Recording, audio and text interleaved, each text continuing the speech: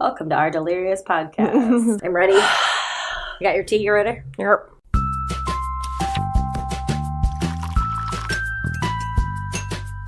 Welcome to Our Life in Books, where we talk about our lives, books, and everything in between. I'm Elizabeth. And I'm Samantha. And we're cousins. Yay! Pour some of your favorite tea in your favorite mug and get cozy because this week it's all about OTPs, or One True Pairing. Yay! Our favorite couples, since we decided to stick with the whole romance theme. Yes. Except most of the books we're going to talk about are not romance. No. But they're couples, so I mean, it counts, right? Couples and books. What tea are we drinking today? So today we are drinking the words are really hard today. Scarlet. Scottish caramel tea from the Tea Cellar. So we talked about the Tea Cellar last episode. Mm-hmm. It's a local tea shop here in Iowa, in Cedar Falls. And this kind is black tea with almond flavor. Yeah, so we were kind of confused about the whole caramel because there's no caramel. So we might have to ask them. Yeah. We're just confused. Maybe it's like a thing we don't know about. But it's not bad. It's just... No. It is very dark, though. Yes, it's very dark tea. So I'm going to be up all night. No, yep, basically. Well, we are already up all night. It's 11 o'clock. We're a little delirious, so please... Excuse this episode. And also get ready for a lot of just delirium and giggles and nothing's going to make sense. It's going to be great. We're podcasting early because we're going to get a lot of snow. We already got a lot of snow. We usually try and go for Tuesday or Wednesday, and it's Monday. Yeah, and I think it's just throwing us off. So now we just chatted for way too long. Our live stream was late, and it's just... this is going to be an episode, guys. It is. Buckle up. Yes. Get ready for it. All right. I'm reading this week is a book that was given to me by Siobhan Davis. I'm on her ARC team. Oh, yeah. Thought I heard something running. No. Are you sure? Take off your headphones really quick. It's in the headphones. Oh, it's in the headphones. Okay. All right. So this week I am reading a book from Siobhan Davis, Only Ever You. I'm on her ARC team, so that's pretty exciting. She's one of my favorite authors. And she's the kind of author that, what was it called? Where we drop everything right, or like you would read. What? You remember? I'm really trying to follow. Usually I'm pretty good at this. I know. Lee Bardugo is yours. Like you'd read auto buy. Yeah, auto buy. But you always say like I'd read it. Oh, if she wrote the telephone book. Yes, there we go. Okay, guys, we're back on track now. Elizabeth was like in a different. I did like the dog thing. Like what? You're like, so you're like, what? Oh my god, this is gonna take forever. Oh no. I think I'm hearing things. Okay. We're not that far into it. We're already crying laughing. Oh no. Oh my gosh. Okay, so Only Ever You. Mm-hmm. All right. So it's about a couple. Okay. It's about Ryder and Zeta. Zeta. Zeta? Yeah. Okay. And they, it's basically how it was prefaced to me is that he's a lead singer and they something happened where they were together when they were younger and then it broke apart and then you meet back up with them. The first part of the story is told in the past. So when they were younger, I think it's 17 and 18. And then it goes 8 years forward. So when they're 28. Plus 8? No, that's wrong. That was plus 10. Just plus 8. Yeah. Let's leave it at that. Okay, everyone, please do the math in your head because I can't. Figure it out yourself. Oh, we're not a math podcast. Oh my god. Oh my god. We haven't even gotten past our current reads.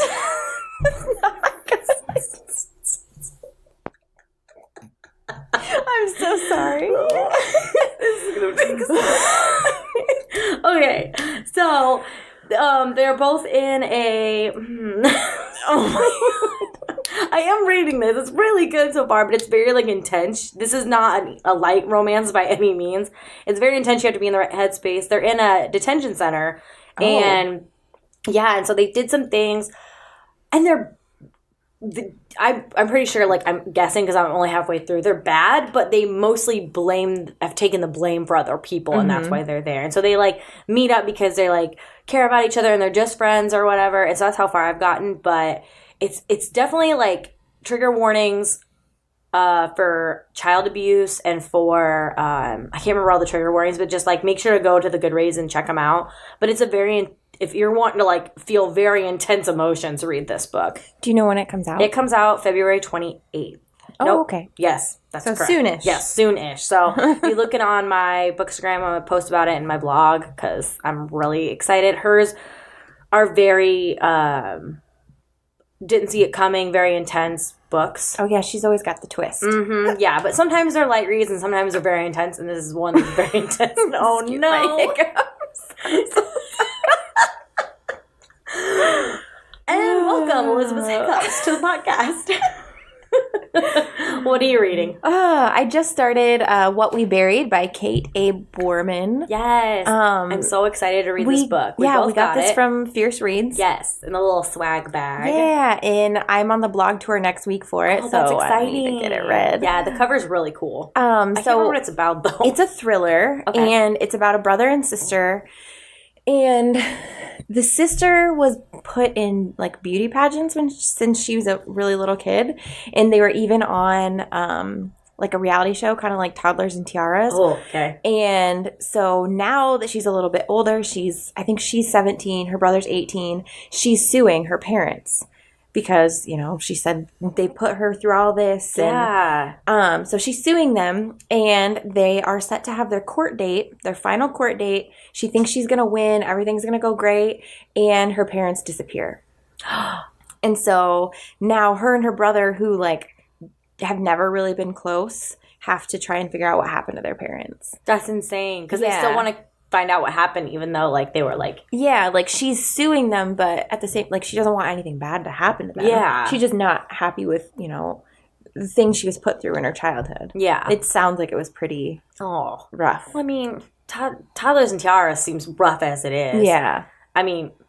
Just from outside looking in. Yeah. So anyway, I just started it tonight. I'm only a couple chapters in, but it's already so good. Like, I can tell I'm going to, like, blaze through this. Yeah, I feel like I'm going to have to pick up that as soon as I'm done with this one. It's so good. And the cover's so creepy. Yes. And I remember getting it and being like, ooh, I need to read this one soon. Yeah. That's exciting. That's cool that you're on a, what is it? Blog tour. Yeah. Nice. Yeah. I'm on tour. Two blog tours next week, so I have some books to read. You got some things to do. Can't be watching The Office this weekend again. No, I can't. That's not very nice. Don't remind me. Read a chapter, watch a show, watch an episode. Yeah, basically. And you'll be posting these on your Bookstagram, right? Yes. That blog tour? Yep, it's going to be on my Bookstagram and my blog. Sorry, guys. I have a cold. You're not allowed. All right. Some new releases this week. I know we have one that we both got from NetGalley. Yes. Immoral Code by Lillian Clark. Yeah. I'm really excited to read. I like the cover. The color has a bunch of, like, pinks and purples and whites, and it's all, like, glitched out, which is really neat. Because it's about coding? Yes. Which, I mean, nerd over here. I was, like, really excited to read about this. And it comes out this week, right? Yep, tomorrow. Yeah. We're recording this on Monday, so it comes out Tuesday the 19th. Yep. And yeah, do you remember any more about it? I just remember it was about coding, and they want to... No, I really don't remember a lot about it. I can't remember. They were like... I don't remember. Okay, sweet. Good job. Yeah. I can't remember. They're going to hack into something. Yeah. It's going to be really cool. We're going to read it. We'll let you know. Next. Okay, so another book coming out this week is The Care and Feeding of Ravenously Hungry Girls by Anissa Gray. So I got sent an arc of this. I haven't got to read it yet, but it sounds really good. It says it's a novel about mothers, daughters, identity, and family, how the relationships that sustain you can also be the ones that consume you. Ooh, that sounds so good. Right? I can think of a couple people that I feel like would really like that book. What's the cover like? Sorry, I like so it looks it's like abstract. Like, it's got, like, flowers and stuff, but then it's, like, 4 faces. Oh, crazy. So there's, like, flowers outlining it, 4 faces. Like, all turn different directions, but so only, like, the outline of the face. It's one of those pictures you look at and you can see 2 different things. You can either see just, like, a flower arrangement or you can see, like, the faces. That's cool. Yeah. So, yeah, those are some new releases this week. Yeah, check them out. Let us know if you read them or what you think of them if you have read them. Heck yeah. And our mailbag this week. We got our Owlcrate. Yeah, February. Owlcrate. Mm-hmm. I was really impressed this week. Yes. Seriously, every single month, I just feel like they outdo themselves. Yeah, it's getting better and better. Like where because of our podcast, 2 people we know that listen, Hannah and Jackie, checked it out and they're in love. And I don't know if Jackie said back because she was helping us understand one of the items, but Hannah said she's definitely like sucked in because that's the kind of thing. It's like you get it and you're like, I can't miss out, right? Because then you're gonna have FOMO if you don't get the next month. We know what that's like. Well, and they started doing enamel pins for each box, and now they started doing spray pages. Like, are you kidding me? And exclusive covers, which they've done for a while, and signed copies, like letters from the author. Like, there's so many advantages, and even like Jackie was saying, like if she bought the book, like it'd be like about the same price. Yeah, it's the whole box. Yeah. So the theme... Not sponsored, by the way. Right. The theme was whimsical beasts. And, I mean, there was just so much in there. Yes, there was so much in there. Keychain, a winter hat, an umbrella. And, like, it's all themed. So cute. Yeah. It's insane. So your favorite was the hat? Yeah, I think, the hat. Just because, I don't know, it's something so unique. And it's wearable. So I get to like show it off, kind of. You know what I mean? Well, it's one of a kind. You're not going to find it anywhere else. It's an Owlcrate exclusive, designed by Owlcrate. I think my favorite was the enamel pin. Yeah, because you'd read the book. Yeah, so the book this month was Crown of Feathers by Nikki Prito. Yeah. Yeah.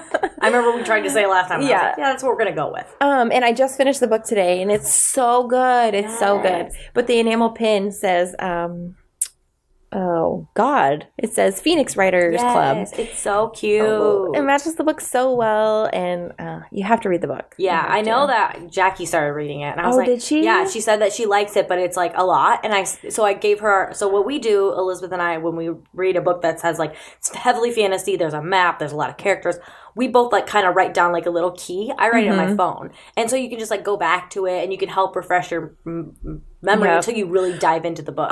You should tell her too. I mean, I don't know if she's noticed, but in the back of this book, it does have a glossary. It's got like okay, I'll let her know. I think it's all right, Jackie. There's a glossary in the back, right?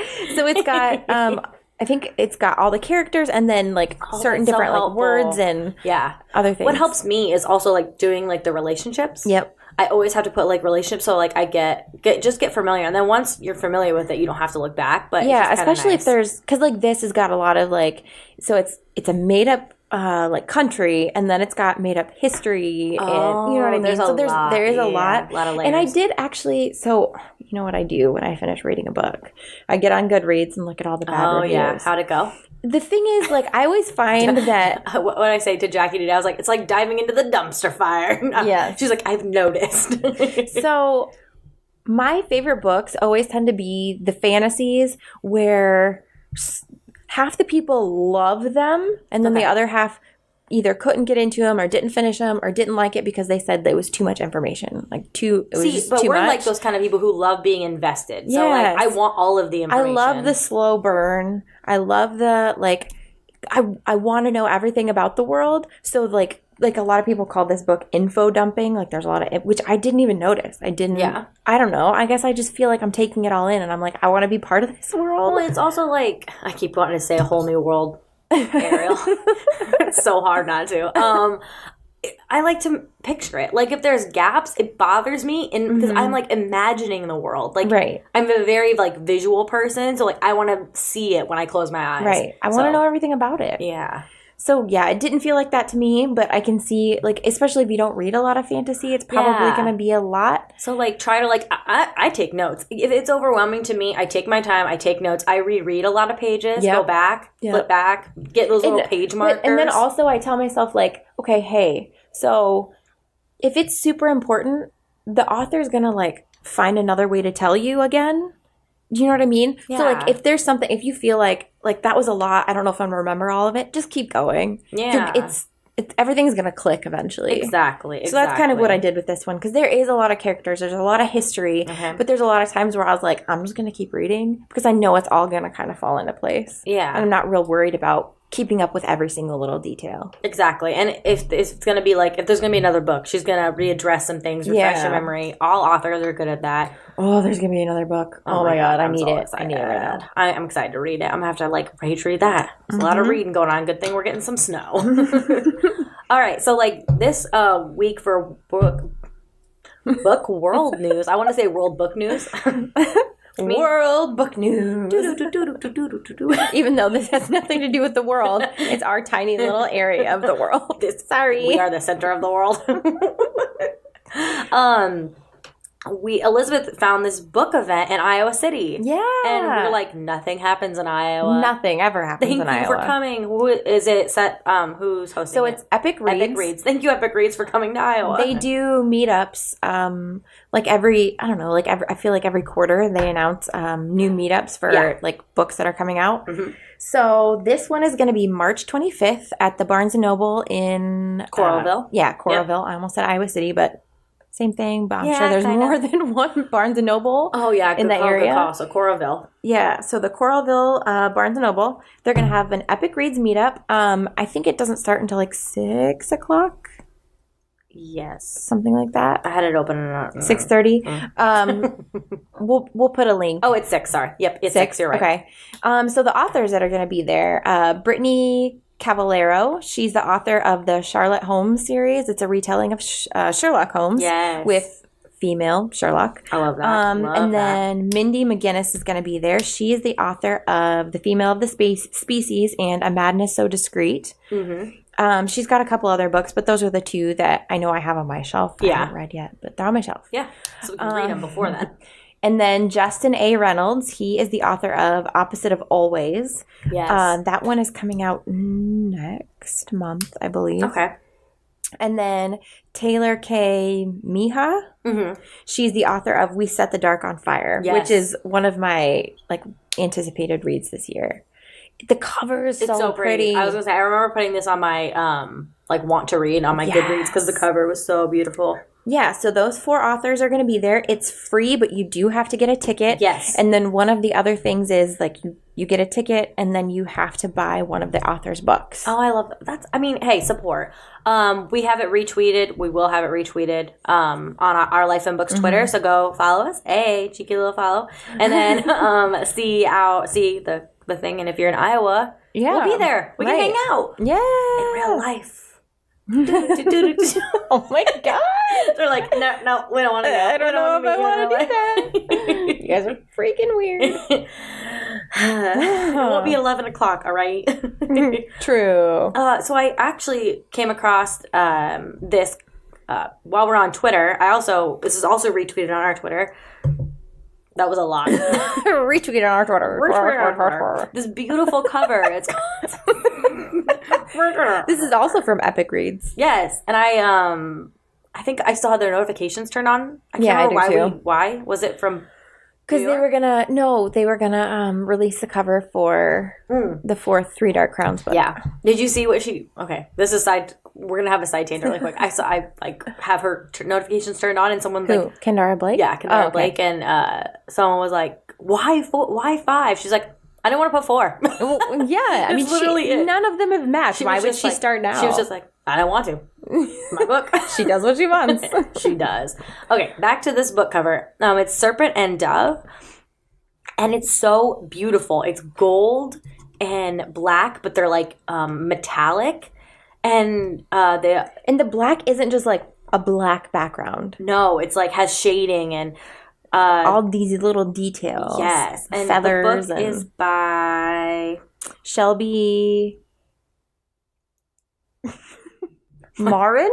Marin? I don't even know where that's at. I'm so sorry. Oh, yeah, I would say Marin. It looks like the designer is Sarah Kaufman and the artist is Fat. P-H-A-T. I'm just going to go Fat. I can't. But it's so beautiful. It's so pretty. Oh, God.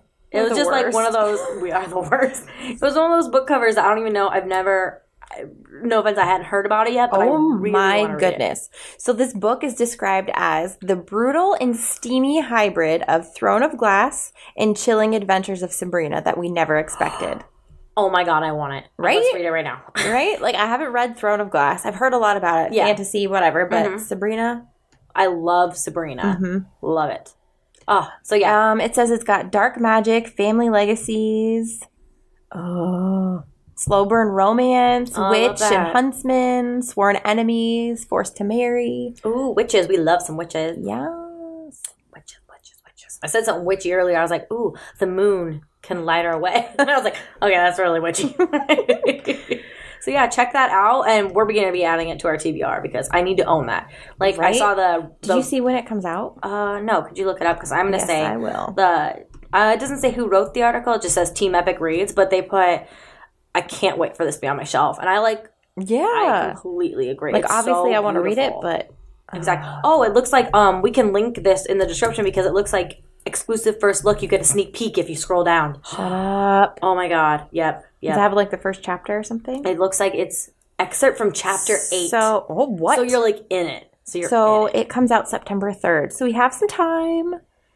But September 3rd. Yeah. Here's the first thing. I just read it and I was like, wow. He walked toward me slowly, hands still clasped behind his back. You're a clever thief, aren't you? Oh my God, I can't wait. Need. There's that word again, thief, not witch. Oh my God. Okay, I need to stop reading it. Oh, I forgot we're podcasting. Okay. So this other thing, if you want to open it, please. Someone's bossy. I said, please. That doesn't make it less bossy. It is on Book Riot. It's 10 questions authors hate to answer by Sarah Nicholas. And it just got me thinking. So I kind of wanted to talk about it. I guess I never thought like, oh, what are the things authors don't want to be asked? Yeah. I don't know. So interesting. I'll go through it. So first one is how much money do you make? Which I feel like is rude no matter what profession you're in. Yeah. I can't believe someone had the audacity to ask that. Who is that okay to ask? Never anybody. Yeah, that's weird. Don't ask authors that. Don't ask anyone that. Yeah. If they want to give that information to you, that's their prerogative, but that's on their own terms. Exactly. So I was like, that one's a no-brainer. Number 2 is sequels, adaptations, translations, additional formats. Some authors say like they hate when people ask them when the movie's coming out. So I don't know. I mean, I feel like people understand that the author doesn't really have a say in like movies and stuff like that, but at the same time, who else are they going to ask? They want to go straight to the source, and so I can sympathize. I was confused about like sequels. An adaptation, or not adaptation, but sequels, or like additional formats. Like if you're, let's say, like I'm just saying this is obviously a not rare. This is an occurrence. If you're blind, you're gonna want an audiobook. So I mean, of course I would ask, like, are you gonna come out with an audiobook? Or I mean, sequel. We're all excited after a book. Are there gonna be a sequel? Well, and I'm sure they don't have a lot of say in a lot of stuff, especially if, they're going through a major publisher. Yes. They don't really have a lot of say in when it's coming out. And so what I liked about this article, it said, they don't really have a lot of control. So if you see a book that you love, like, review it, promote it. Yeah. Because that's the way they're gonna get a second one. So I liked that.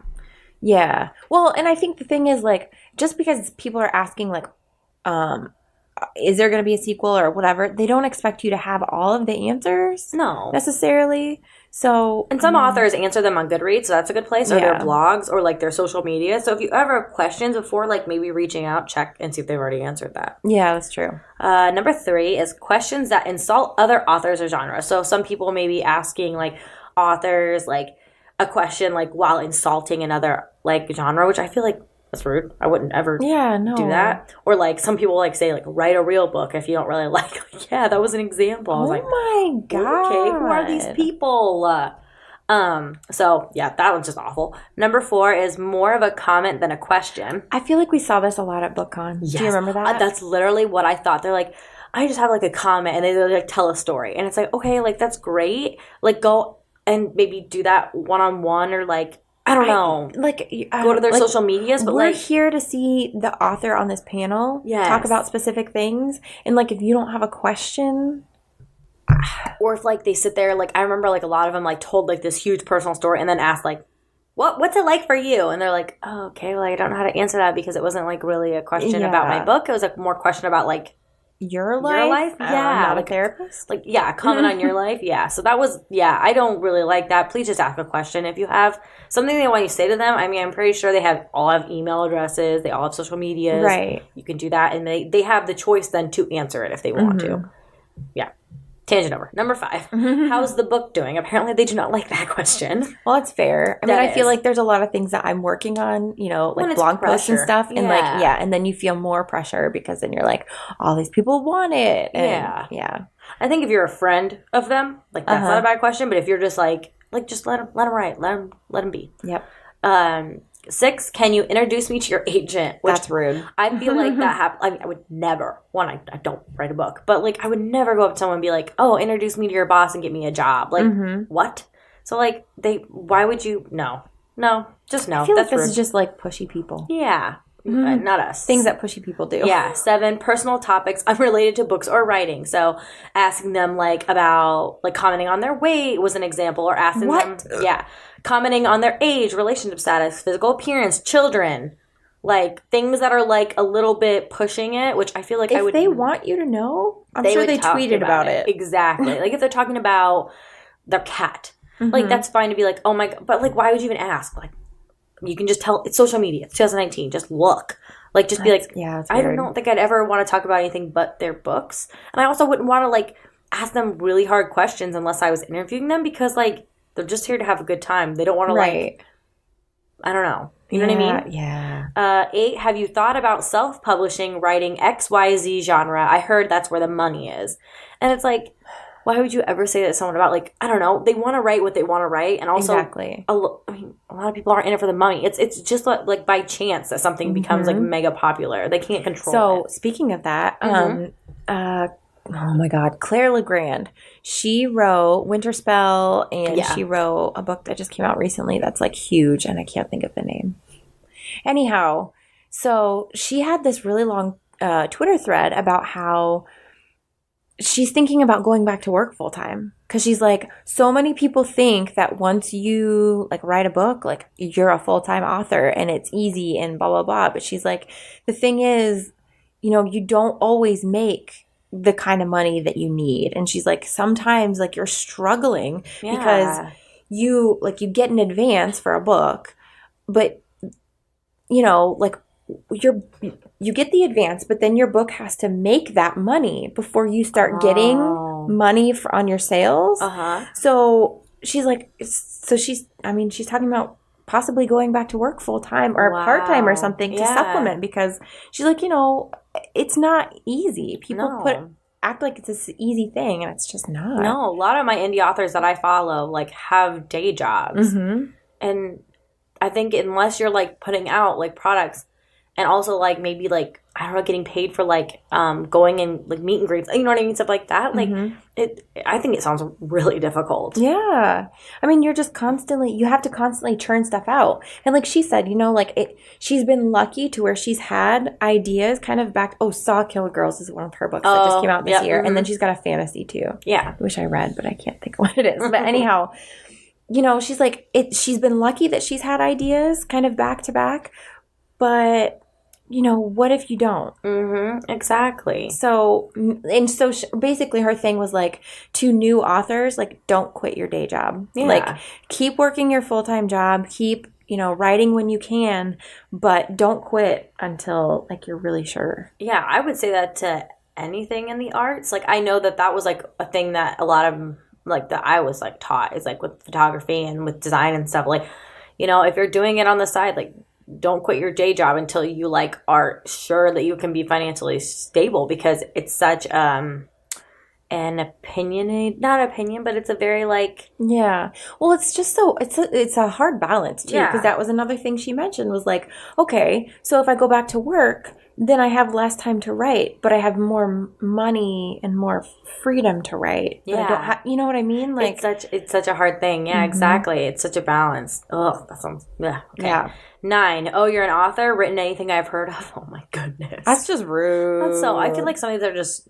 common sense. Like, yeah, she put stop and think for a second what you're saying. Have you heard of Google? Like, if they told you their name, just go look it up and figure it out. I would know. It's like, oh, you're something. Have anything I'd like? Like, what? What does that mean? I don't even know you. Yeah. How do I know what you've heard of? Yeah, and like, there's plenty of like real popular books out there that I haven't heard of because there's a lot of popular things I've never even heard of. There's so much in this world. Like, just don't. Mm-mm. And then the 10th is, where do you get your ideas?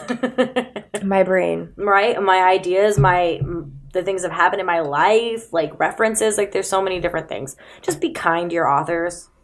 Yeah. I don't know. I just couldn't, I think I picked that because I couldn't believe that people ask those questions and that those are actually I feel like just like be a kind person. Yeah. Like, don't ask anyone most of those questions. Yeah. Only ask those questions of people that you know. That's weird to like start asking like personal questions or like intrusive questions. Yeah. So I don't know. We can link them. Yeah. Just don't be rude. There we go. Authors are people too. Yeah. Everyone, celebrities, everybody are just people. Samantha Wisdom. Everybody are just people. My brain is broken. Can we get a pin of that? An enamel pin? Everybody are just people. Okay, I want to talk. Don't you type that into our notes. I don't want to forget. People don't forget. We like to quote movies here. That was from Superbad. Yeah, I just watched a YouTube video about him and how he talked about Superbad and his experiences. Oh, it's funny. And he always tried to get Michael Cera to crack a smile. Wait, who are we talking about?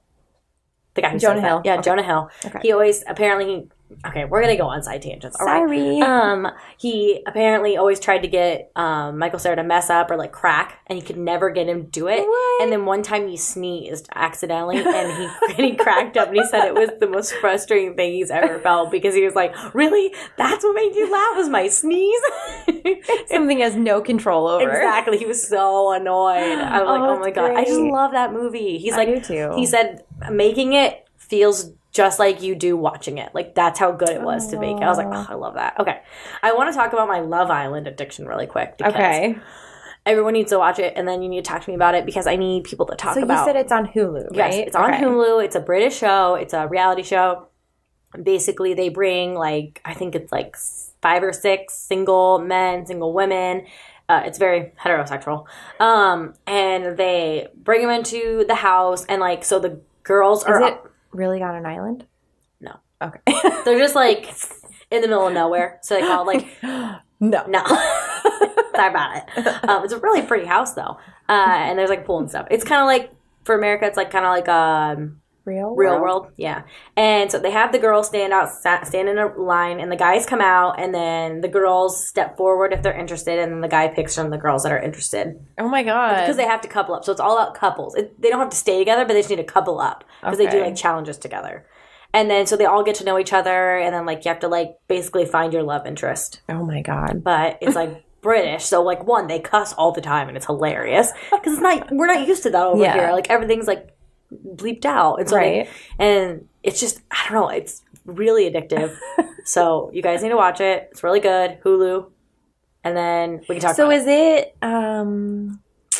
Is it like one of the, like Real World? Like, is there seasons like with different people? Yes, there's 4 seasons, but like the thing is that they do so many episodes. There's like 40 episodes a season because they do like, it's like they're there for 2 months, and instead of like doing like weekly, no, they like continuously film all the entire time, and they have challenges. And then like the only way they all have like cell phones that they can just like use in like just to get notifications and take pictures, and like all of a sudden they'll get a text that like they're up for like elimination, and like if people vote in, so kind of like Survivor a little bit. And so people vote in like who their favorite couple is, like who they see going somewhere, or like, and then like let's say like sometimes they'll do like vote, like they'll have the Islanders like vote off like the male and female that they don't like, and then like if that person's a part of a couple, the other person can like choose to just leave. They really get voted off? Yeah. Then? Oh. Oh. And then they bring new people in. They bring, like, new attractive people in to try to, like, see if, like, the relationships are true or if they're, like, gonna leave the other person for, like, someone new. That's crazy. It's so crazy. It's so good. But, like, I feel like, one, they, like, drink. Okay, so here's the differences between America and where this is filmed. Britain, England? Britain? What's the difference? Brittany, England? Brittany, England. It's the island called Brittany, England. No, in England. Because I think it's because, like, okay. Real world, they, like, drink and they get, like, drunk. You know what I mean? Yeah. They're drinking on Love Island, but you can't ever tell because, like, they're just, like, chill about it. Like, I was like, oh, yeah, because they've been, like, you know, they're mature and been drinking a lot longer. Right. Because it's insane. Like, I didn't realize that they were drinking because, like, obviously they have those, like, cans and, like, glasses of wine. Like, but I was like, oh, they're drinking. But, like, it's complete, like, it's, like, America obliterated. Like, Love Island. They're just, like, chill and, like, chatting. And, like, they're, like, whatever. They all go to bed at a decent time. And I was like, oh, my God. This is, like, night and day. It's insane. But it's funny. Isn't it crazy, like, the differences? It. And I love it because everyone says, like, America has all these accents. No. England does, too. Sometimes I can't understand what those guys are saying. They have to have subtitles. But I love hearing all the different accents. And they're like, oh, I'm from this place. And, like, I don't know. It's just really cool. You need to watch, though. But it's crazy how much they can handle their alcohol in, like, the real world. Oh, funny. I was like, oh, dang. They probably watch us and they're like, wimps. Yeah.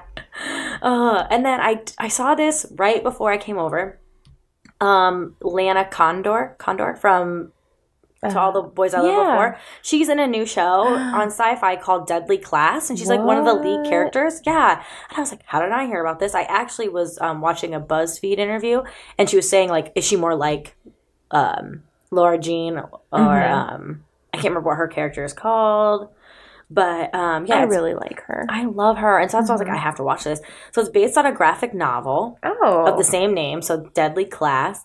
An unlikely coming-of-age story set in 1980s culture. Homeless teens are, like, recruited to, like, basically be like, secret academy for, like, assassins and stuff. Oh, my God. It sounds so good. And she's, like, has a samurai, and she's, like, so cool. And, like, basically, like, they're all misfits, and they all fight amongst each other. But, like, there's a bigger enemy out there, so they all have to band together. I don't know. It looked really good.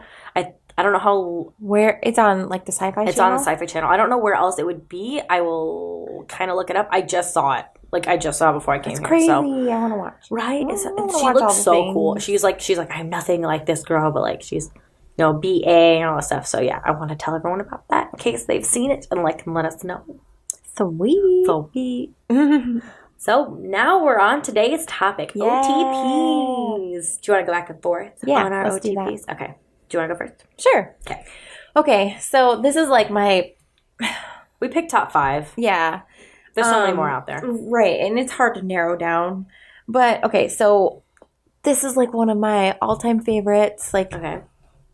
Like, I don't know. I don't know how to say it. Like, you know how a lot of times your favorite couple, too, like, you that's, like, your book boyfriend? Yeah. This couple, like, I would never dream of coming between them. So it's Jamie and Clare from Outlander. Oh, okay. I was hooked from the start. Like, they're just so perfect. I just love them together. How did they meet? What's their backstory? I've never read Outlander, remember? So Outlander... Or just give us a little taste of what they're like. Yeah, so she starts in, like, the 1960s, I believe. And she accidentally goes through time to the 1700s. And she runs into Jay. I think he ends up saving her life. Oh, okay. And anyway, they're kind of not really forced into marriage, but they kind of end up having to marry each other. It just kind of happens. And, like, you know, she's already married in her time, and she's like, what do I do? But she's got to survive until she can get back to where she wants to. So she marries him, and, you know, it's kind of rocky at first. I had no idea any of this happened. Okay. But it's just so good because they kind of, like, so is it to enemies to... Not really. Not enemies, but, like, fighting to... But... Love? No. It's not really. I don't know. I don't think they ever hate each other. I think they always kind of had an attraction. Oh, okay. But it is kind of like it's a slow burn. Like, they learn how to be together, and they have to learn how to, like, she comes from the 1960s. Oh yeah. So like things are a lot different in the 1700s. Ugh. And how like women are treated, and she kind of has to like teach him, and it's great because he's teachable. Yeah. Like, he's willing to like rethink the way he thinks about stuff. Yeah, I like that. It's just it's so good. It's so angsty too, because you're like, well, what about her other husband? Oh yeah. And like that's stressful. It sounds stressful. It's so good. It's so good. Okay, my first OTP is Julian and Emma from the Dark Artifacts by Cassandra Clare, the series. That is one of the newer series by her.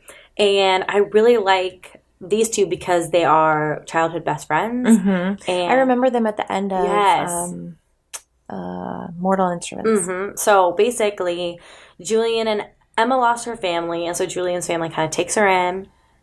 And during that last battle of the Mortal Instruments, sorry, I want to say Dark Artifacts, and I was like, that's not correct. Mortal Instruments, they decided to become parabatai because I can't remember correctly. I think it's correctly that Julian's getting tortured, or Emma, like basically like one of them not getting tortured, but like when you hold the sword of truth, you have to like tell the truth or else it like hurts you. And one of them, so they like decide to protect each other, and then they declare that they're going to be parabatai when they're really young because they care about each other. And then so as they grow older, they realize that the feeling, they may have jumped the gun a little bit, and the feelings are more than friendship. And they're both on each side. Like, they both feel more than friendship, but they don't know. Like, each other don't know. They've been keeping it. Well, then, like, slowly during the series, they kind of, like, start realizing that there's feelings there. Like, and the reason I like this is because they constantly are selfless towards each other. Like, Emma is definitely, like, the more powerful, and Julian's more patient and smart one. But, like, they constantly, like, will go to bat for each other.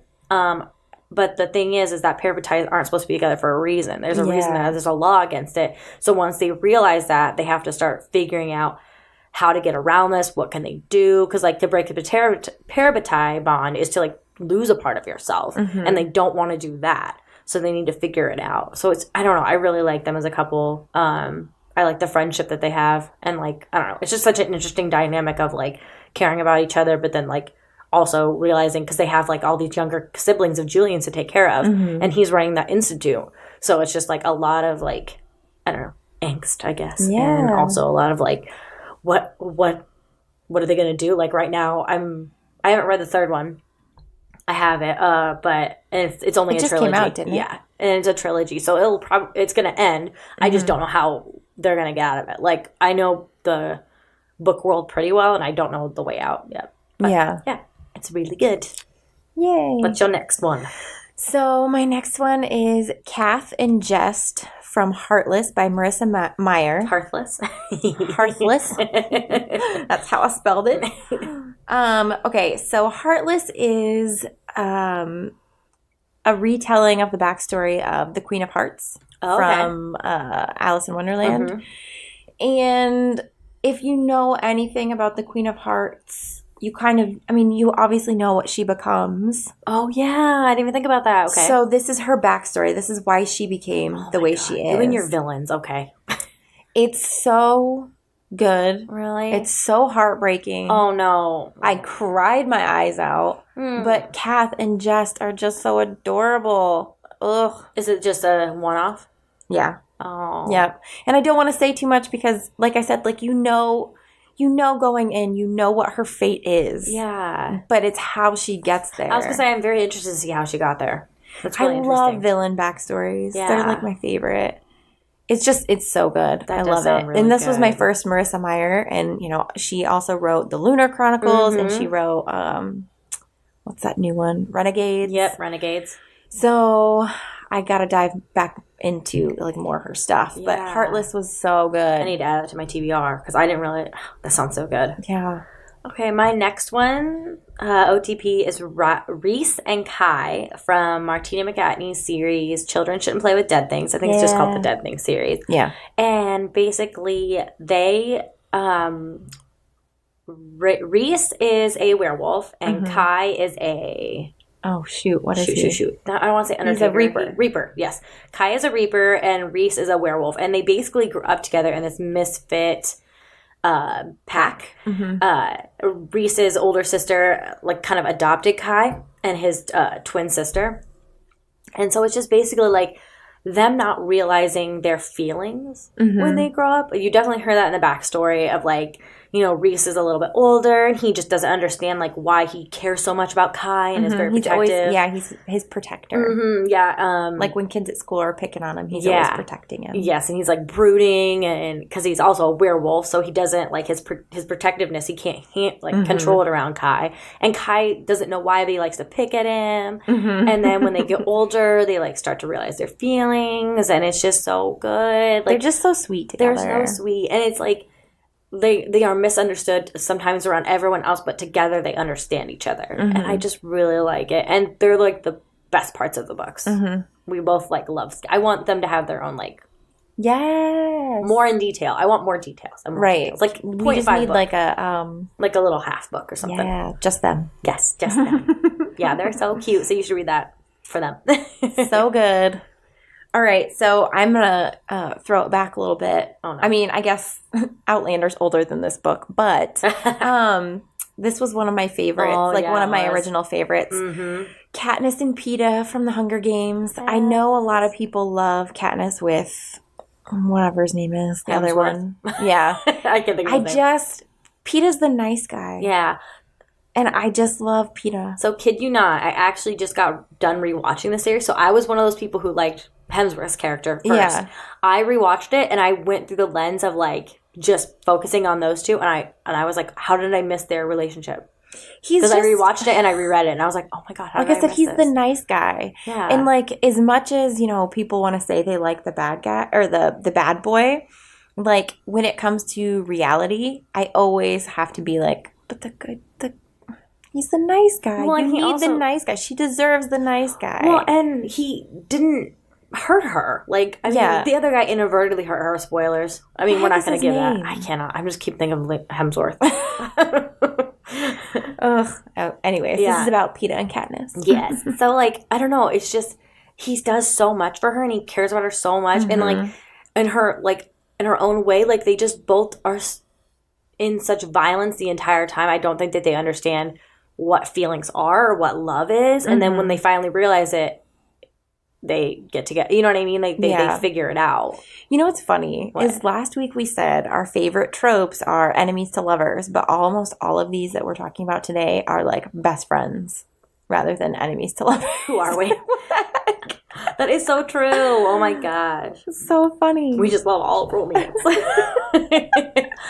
Well, I guess my next one might count more towards that. I don't know yet. I can't. I'm going to have to talk about it. My next OTP is Maggie and Clayton from A. Meredith Walters' book. There's a duology. I wanted to say two. I don't know what I wanted to say. Duology. Is it a throuple? They have two. Find You in the Dark series. I read this. Oh, geez, I don't even remember when. 2016, and it has some trigger warnings about mental health and, like, you know, recognizing signs of it. But basically, Maggie and Clayton meet. He's, you know, new kid. She's, like, kind of just, like, normal, does everything, you know, right.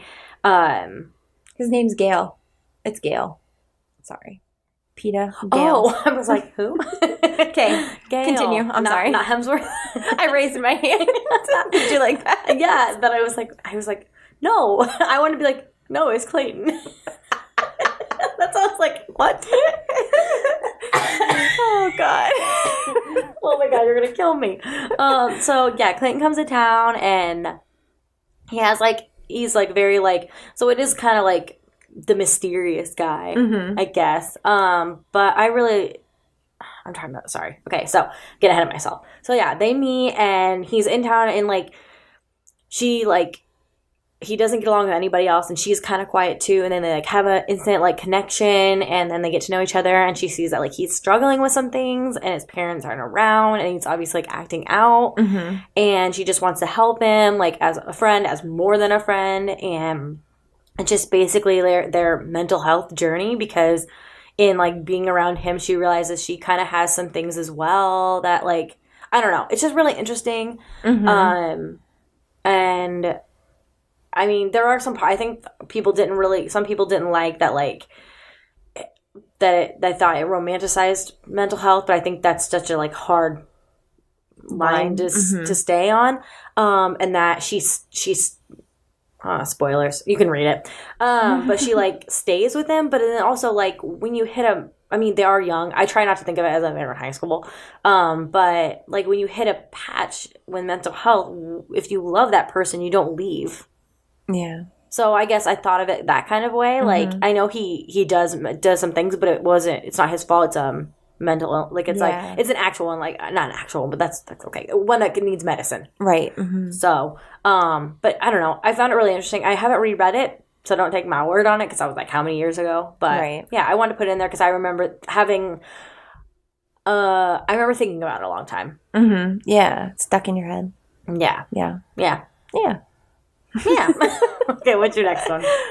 So my next one is Jesper and Wylan from Six of Crows. Ooh. You know my love of Six of Crows. Yes. And so it's about a group of 6 like misfits, and they are doing a heist together. But Jesper was always, well, no, I take that back. Kaz and Inej were my favorite characters in the first book, and then by the second book, Jesper was just I love him, and I just want him to be happy, and Wylan makes him happy. Aww. So they're just so adorable. I want to read it. I need to read it. I know. You do. You really do. It's just so good. All the couples in the book I love, but they're my favorite because Jesper's my favorite. Yeah. Okay. My next one is Hush Hush by Becca Fitzpatrick, and the OTP is Nora and Patch, which I could not remember that his name was Patch. I was like, I don't remember that. I remember Nora. So basically, like, I think I talked about this book before, so I'm just going to be short and sweet. I really like them because they're enemies to friends. He's the one that, like, has to kill her in order to, like, get to fix his sins because he's a fallen angel. And then I don't know, he can't stay away from her, and it's just kind of, so I did have one that's like enemies to That's what my next one is too. Look at us. Okay, what's your next one? It's Ziva and, oh no, I wrote his name in the document. Denise? Ziva and Denius. Denius, okay. That's how I say it. I don't know if that's right. No, I think anyway, Denius sounds better than Denise. Okay. From Rosemarked by Livia Blackburn. So I know I've talked about this one before too, but they kind of have to join up together because there's a lot of stuff going on in their country, and they're trying to like kind of figure out what's going on, but they have to team up together. And I know that she doesn't really like him at first, and I think he doesn't like her either, but they team up together, and she has to make him like forget about his past life. She has to kind of like turn him into somebody who doesn't remember who he used to be just for a while so that he can complete this mission. How would she do that? With magic? Well, she doesn't have magic, but she does like herbs and all this stuff. Okay. So she has some concoction that she makes him able to do this. But she kind of starts to like fall for him because the guy that he becomes is much more open than the guy that she originally met. So she really starts to fall for him, and it's just adorable. Like it is kind of like an enemies to lovers. Although they don't really hate each other, but they definitely don't like each other at first.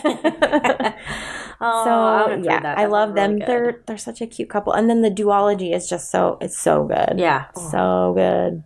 Yeah, that sounds really good. All right, my last one is by Emily Savada. I should really ask her how to pronounce her last name. Savada. This right. Mortal Coil.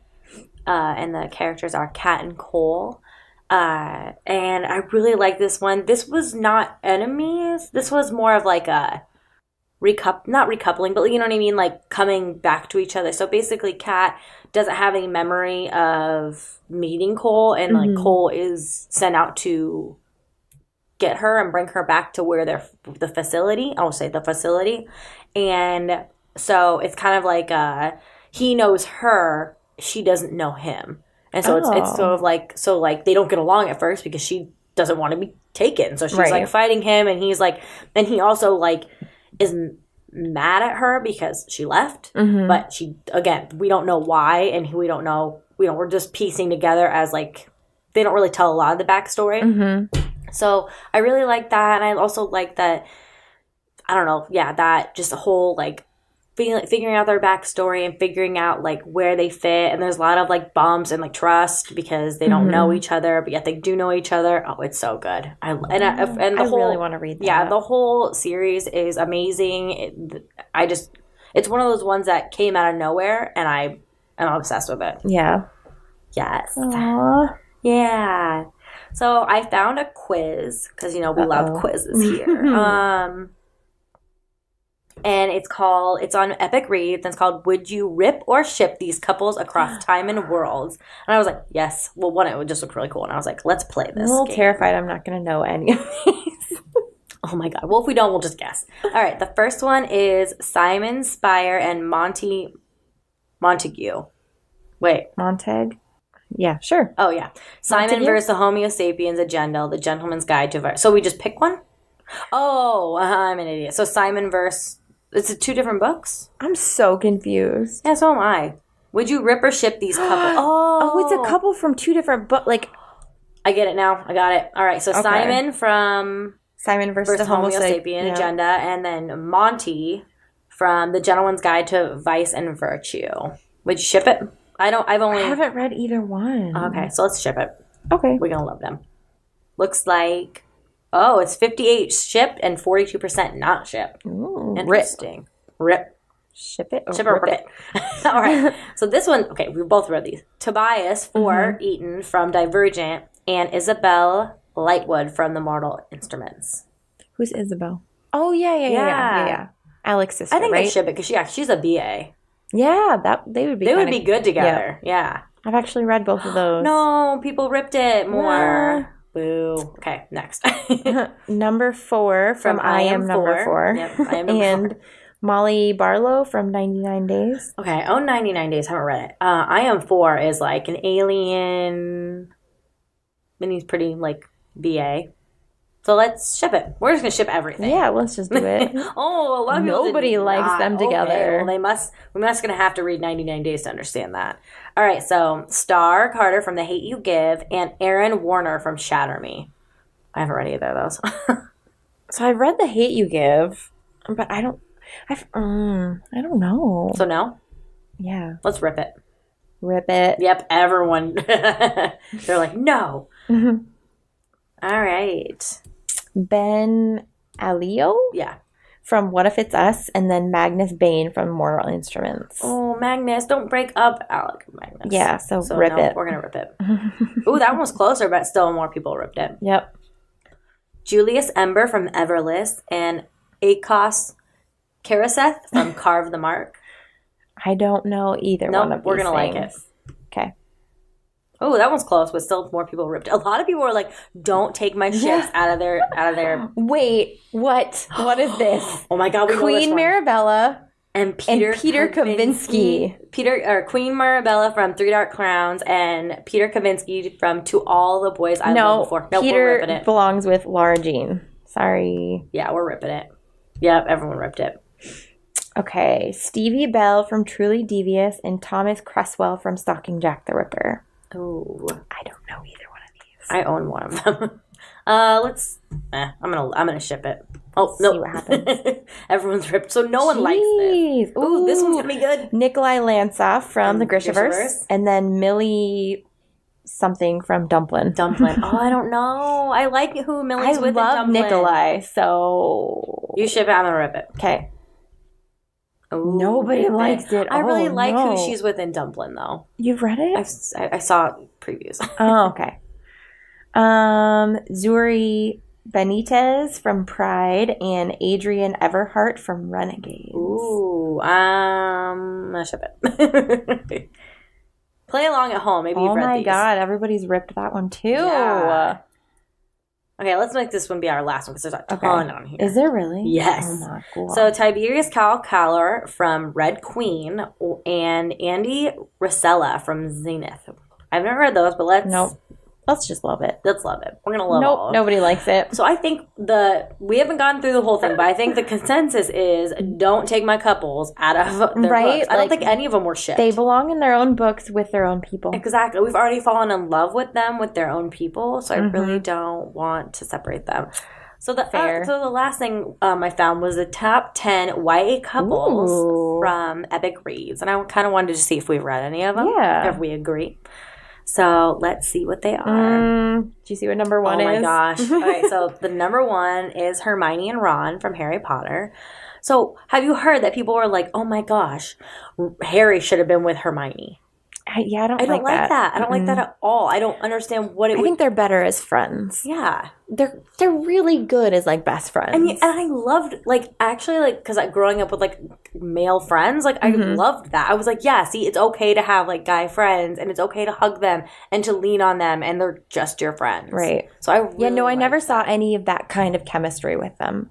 But I've always loved Ron. Yeah. And Ron was really stupid with Hermione. He did a lot of stupid stuff. Heck. But it was obvious that they liked each other. Yeah, and who hasn't done that? You know what I mean? And everyone's always like, well, what did Ron bring to the table? I think Ron brought humanity. Mm-hmm. You know what I mean? Yep. Like, I really liked them. Okay, you're going to be happy with the number 2 is Katniss and Peeta. What? Yes. Let's see. I mean, yeah. Oh, someone said, why did we go for her? Why we go for them instead of Gale? Is because in all the darkness around her, Peeta was a constant source of light. Yes. That's a good way to put it. The best. That is a good. Okay, number 3. Feyre and Rhys from A Court of Thorns and Roses. Ooh, and I haven't read that. Fair. That's fair. Have you read it? Okay. Yeah. I've read the first 2. Yeah. But, yeah, I like them together. Mm-hmm. Cool. I'll have to take your word on it. Four and Triss from Divergent is number 4. I liked them together. Yeah, I did too. It was a roller coaster, but I really liked them together. Yeah, they work. Yes. Number 5, Simon and Blue from Simon vs. the Homo Sapien Agenda. I haven't seen that yet, but I haven't read everyone's it either. obsessed, so I'm going to go with their opinions on it. Number 6 is Ronan and Adam from Raven Cycle. I desperately want to read this series. I haven't heard of it before. Are you serious? Yeah. Oh, I want to read it so bad. Okay, it says add to your Goodreads, so I'm going to click that, and then I'm going to do it later. Girl. All right, you want to do the next one? Hazel and Gus from The Fault in Our Stars. Yes. I have never read it. How dare you? Do you not want to bawl your eyes out for the entire thing? I don't. I usually try and avoid things that I know is going to make me cry. Yeah, so I was, visited from Aunt Flo, and I was talking about, and I was like, oh, David, I can definitely read this again. Like, I won't cry. Oh my God. I cried the entire time. He's like, why do you do this to yourself? And I was like, I thought I was stronger. And I wasn't. You are not. All right, number 8 is America and Maxon from The Selection. Have ever read that. Nope. Just saw that the first book was on Kindle Unlimited if you're excited and want to read that. Hey. Little tidbit. Ooh, number 9. Laura Jean and Peter. And To All the Boys I've Loved Before, which I agree. They're adorable. They're so adorable. I'm really impressed with how they portrayed them in the movie. Yes. Go Jenny Han for being a part of it, because I don't think it would be as perfect if she wasn't definitely not a part of it. No. It was like the book came to life. It was insane. I cannot wait for the second one. I'm so excited. I love that they're following along with the book series. They're not trying to add stuff and change stuff. Like, they're just keeping it true to the books. And that's what we all want. I'm sorry. Stop trying to add stuff to my books. You're making me mad. Fair. All right, number 10 is Monty and Piercy from The Gentleman's Guide to Vice and Virtue. Yeah. Which I haven't read that one. But it's on my shelf. Yep, it's on my shelf. It was an Owlcrate exclusive. I think you gave it one to me. Probably. I probably had to. All right, well, we better get going. Got more tea to drink and books to read. You can find us on all of our social medias. Our Twitter is OurLifeInBooks_. And our Instagram is OurLifeInBooks_. And we have a Facebook group. Yes, you can come please join us. We do a lot of talking and ideas and fun little games and memes and all the funny things that all of us book lovers can laugh at. Yes. You can find me at SamanthaMcCombs.com is my blog. Samantha McCombs on Twitter, and Bookish State of Mind on Instagram. You can find me, I'm Bookish Connoisseur on Instagram. BookishConnoisseur.com is my blog, and then Bookish Buff on Twitter. Make sure you jump in the Facebook group and tell us your OTPs. Yes. I want to hear them. Oh my God, yeah. And then maybe a little bit why. Yeah. Because I would love, like, list them, but what if we haven't read it? So, like, I want to hear why you're OTP. Yes. Give us some things to fangirl over. And more books to add to our TBR. Exactly. All the links that we talked about will be down in the description. Thanks for listening, and we'll see you next week. Bye. Bye.